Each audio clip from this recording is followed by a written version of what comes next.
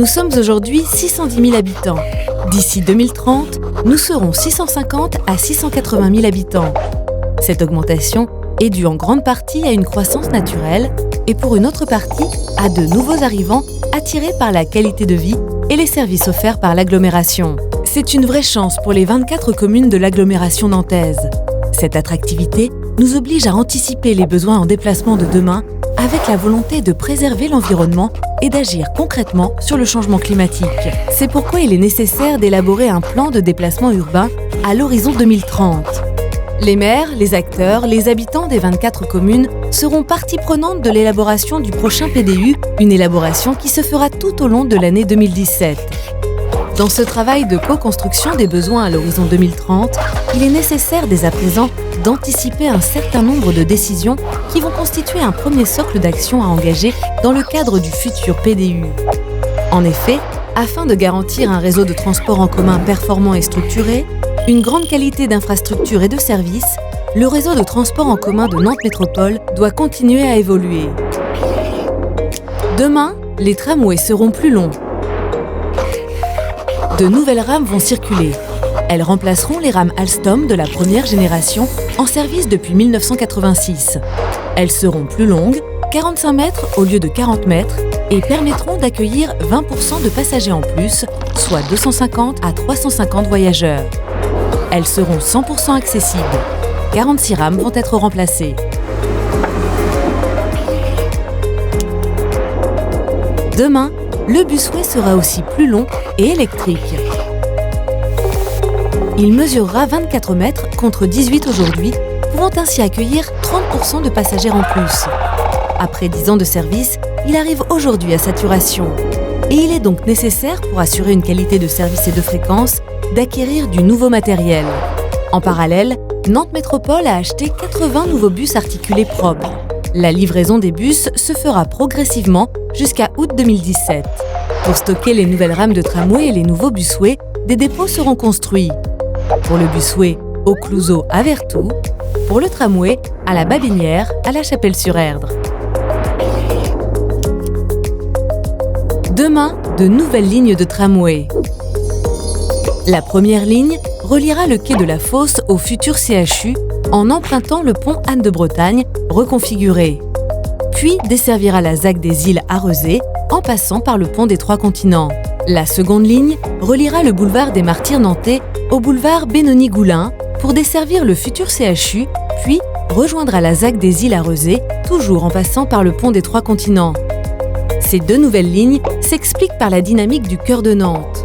Ce dernier va prendre une nouvelle dimension autour des grands projets Île de Nantes, Bas-Chantenay, Firmil-les-Îles de Rezé, créant ainsi une nouvelle centralité élargie au cœur de la métropole. En 2017, une étude de faisabilité va être lancée. L'objectif ? Préciser le calendrier de mise en œuvre et les futurs tracés courant 2019. Demain, la ligne 1 de tramway sera prolongée à Babinière. C'est une nouvelle étape de la connexion de la ligne 1 et de la ligne 2 du futur maillage du réseau au nord de l'agglomération. Une première partie va donc être réalisée avec le prolongement du tramway du Ranzé à la Babinière à La Chapelle-sur-Erdre en faisant franchir l'Erdre au tramway. La seconde partie, franchissement du périphérique, sera traitée dans un second temps. Cette connexion va se traduire aussi par la création d'un nouveau dépôt tram qui permettra de stocker et d'entretenir le nouveau matériel roulant. Au final, sur le secteur de la Babinière, c'est plus qu'un prolongement de la ligne 1. C'est aussi la création d'un parc relais, une connexion au tram-train. À terme, c'est la création d'un vrai pôle d'échange au nord de la ville en connexion avec l'université. Demain, la ligne 4 de busway va être prolongée au Clouseau à Vertou, au-delà du périphérique. C'est un prolongement important et qui va permettre d'accéder plus facilement au parc relais associé sans franchir le périphérique. Ce prolongement permettra ainsi de désengorger la porte de Vertou. Demain, de nouvelles lignes de chronobus. À la rentrée 2018, 2 nouvelles lignes de chronobus vont faire leur apparition. La C9, qui desservira Basse-Goulaine et Saint-Sébastien-sur-Loire depuis Firmil, et la C20, par transformation en chronobus de l'actuelle ligne 20, gare de Chantenay, École Centrale. Autre nouveauté, le prolongement de la C3 jusqu'au Zénith et la zone d'activité Armor.